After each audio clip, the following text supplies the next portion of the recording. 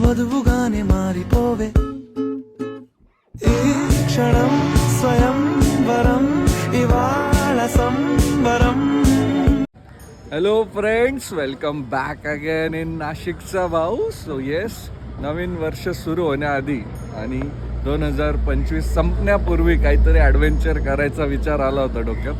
आणि ॲडव्हेंचर करायचं म्हटलं की मग पूर्णच करायचं, म्हणून मग आम्ही आता एक जंगल ट्रेक सिलेक्ट केलेला आहे आणि दॅट टू बाईक राईड करत जाण्याचा विचार केलेला आहे.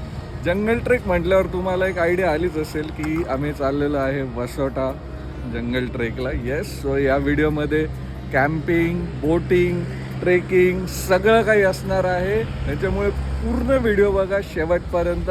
आणि पुणे सातारा साईडला जायचं म्हणजे नारायणगावमध्ये जाऊन परिवारला तर नाश्ता बनतोच यार.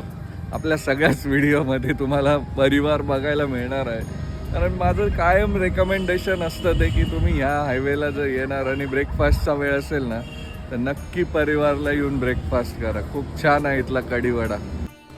सो आम्ही सकाळीच ऑलमोस्ट 6-6:30ला निघालो होतो. विंटर सीझन असल्यामुळे आम्हाला सनराईज बघायला मिळाला. आणि खरंच सांगतो मित्रांनो, बाईक राईड म्हणजे एक माइंडसेट तयार करावा लागतो. सो आपले 200 किलोमीटर झाले होते आता बाईक राईड करून. मग आम्ही थोडा चहाचा ब्रेक घेतला होता आणि ऑलमोस्ट आता पुण्यापर्यंत पोहोचलेलो आहे. बाईक रायडिंग करताना ही गोष्ट मात्र खूप इम्पॉर्टंट आहे की तुम्ही एव्हरी 50-60 किलोमीटर एक ब्रेक घेतला पाहिजे चहासाठी किंवा असं थोडंसं पायांना मोकळं करण्यासाठी. त्यामुळे तुम्हाला जे फटीग आहे ते कमी जाणवेल आणि जो काही थोडाफार स्ट्रेस येऊ शकतो बॉडीवर तो पण कमी जाणवेल.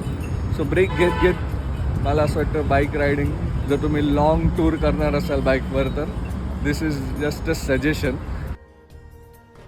पुण्याच्या पुढे आणि साताऱ्याच्या थोडंसं अलीकडे आल्यानंतर तुम्हाला 2 ऑप्शन असतात ॲक्च्युली. एक कासकडून जाण्यासाठी आणि एक मधून आहे जो थोडासा हिली एरियामधून जातो. पण मी दोघं रस्ते तुम्हाला रेकमेंड करेल कारण टायमिंग दोघांचा सेम आहे. डिस्टन्समध्ये थोडा फरक आहे. पण ह्या रस्त्याने आम्हाला खूप सिनिक एन्व्हायरमेंट एक्सपिरियन्स करायला मिळालं. आणि जसंही कोयना डॅम बॅकवॉटर्स दिसायला सुरू होतं ना, खूप खूप सुंदर वातावरण असतं तिथे. आणि आम्ही ऑलमोस्ट 5 वाजेला तिथं आमच्या जी कॅम्प साईट होती तिथे पोचलो. आणि ती कॅम्प साईट जेव्हा बघितलं की पाण्याच्या एवढ्या जवळ आहे, खूप खूप खूप आनंद झाला होता. कारण इव्हिनिंगला पण तिथे जाता येणार होतं. Finally after 8 hours of travelling आम्ही पोचलेलो आता. आणि इथे पोचल्यावर निसर्गाचं जे सौंदर्य बघायला भेटलं आहे ना, खरंच सांगतो सगळा थकवा निघून गेलेला आहे. आणि स्टे पण टेंटमध्ये राहणार आहे. उद्या सकाळी उठून आम्ही बोटिंगने वसोटाच्या पायथ्याला जाणार आहे. सगळं काही तुम्हाला दाखवणार आहे. Stay tune. Winter is the best season two visit this place. आणि त्यामुळेच मोस्टली इथे विकेंड्सला ऑलमोस्ट 800 to 1000 लोक व्हिजिट करतात. पण मी एक गोष्ट तिथे ऑब्झर्व केली की एवढे लोक व्हिजिट करूनसुद्धा ती जी जंगलातली स्वच्छता आम्हाला बघायला मिळाली किंवा जे काही मॅनेजमेंट होतं तिथल्या लोकांचं, हॉटेलचं म्हणा किंवा बोटिंगचं, इवन फॉरेस्ट खात्याचं, खूप खूप भारी होतं. आणि फॉर्च्युनेटली आम्ही 5 वाजता तिथे पोचल्यामुळे आम्हाला तिथला सनसेट एन्जॉय करता आला. आणि जसंही सनसेट बघून आम्ही कॅम्प साईटकडे आलो, सगळे मस्त लाईटिंग सुरू झालेल्या होत्या. त्यामुळे ती कॅम्प साईट अजून सुंदर वाटत होती. आणि 8 वाजेच्या आसपास आम्हाला जेवायला आलं होतं. आमच्याकडे 2 नॉनव्हेज आणि 1 व्हेज असे मेंबर्स होते. सो जेवण झालं, थोडंसं वॉक केला आणि लगेच आम्ही तिथे बॉनफायरला सुरुवात केली होती. सगळे लोक तिथे असल्यामुळे किंवा ते वातावरण, थंडी, ते बॉनफायर, लाईटिंग्स खूप हॅपनिंग वाटत होतं. आणि आम्ही ऑलमोस्ट 12 वाजेला झोपलो होतो. सकाळी 6 वाजेपासूनच उठलो आणि सकाळी उठल्यावर पण तिथला जो नजारा होता ना, खूप खूप सुंदर.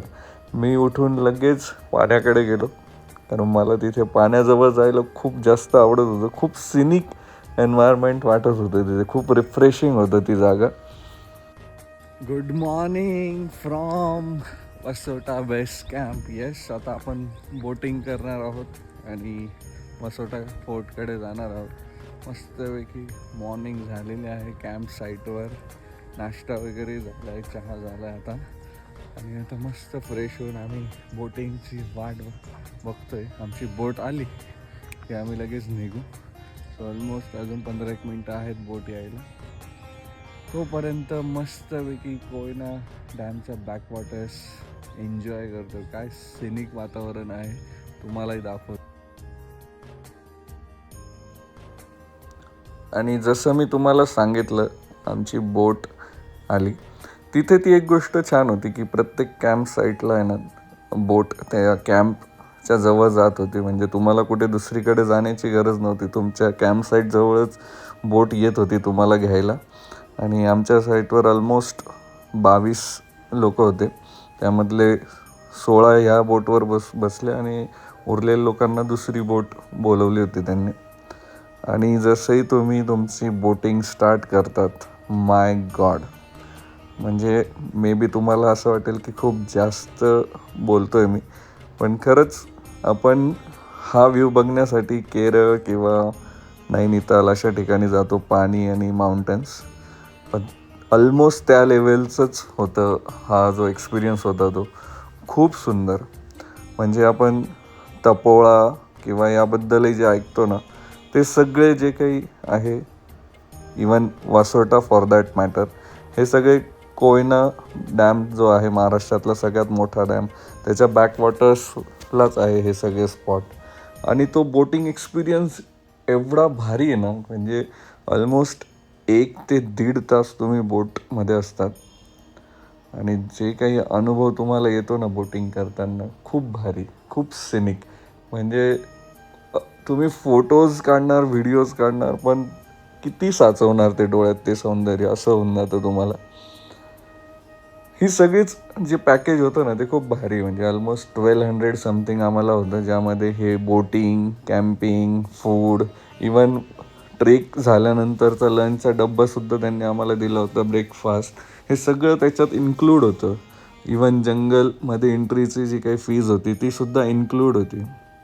त्यामुळे ओव्हरऑल ते जे पॅकेज होतं किंवा ते एक्सपिरियन्स होता ना, खूप वर्थ आणि मस्ट विजिट प्लेस आहे डायरेक्ट.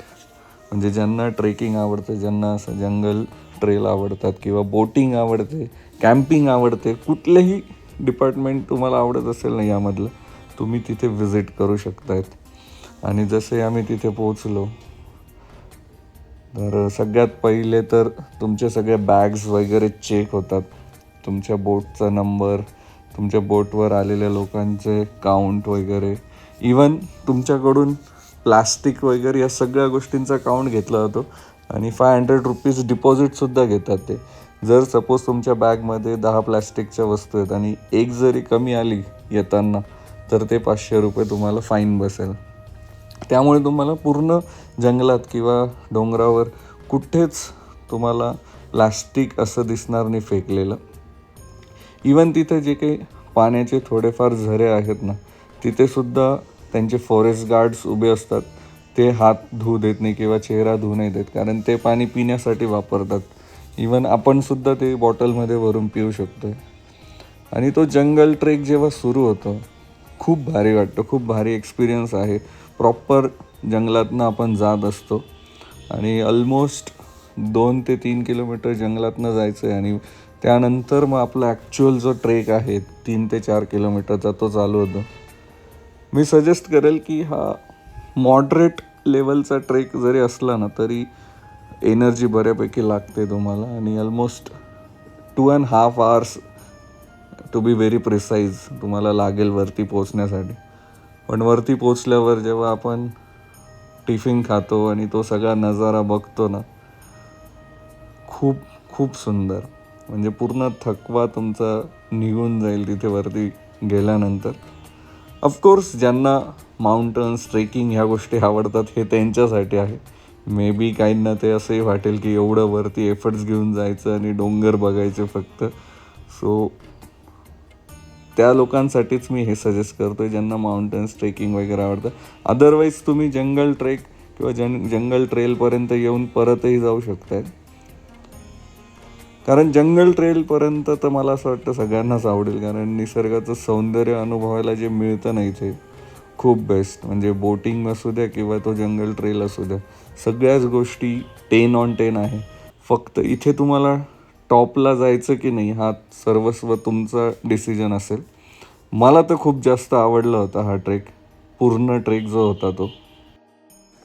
सो फायनली आमचा ट्रेक कंप्लीट झालेला आहे आणि आता ऑलमोस्ट 3 वाजलेले. आता परत आम्ही बेस कॅम्पवरनं बोटिंग करून आमच्या कॅम्प साईटवर जाणार आणि तिथून गाडीने बॅक टू होम.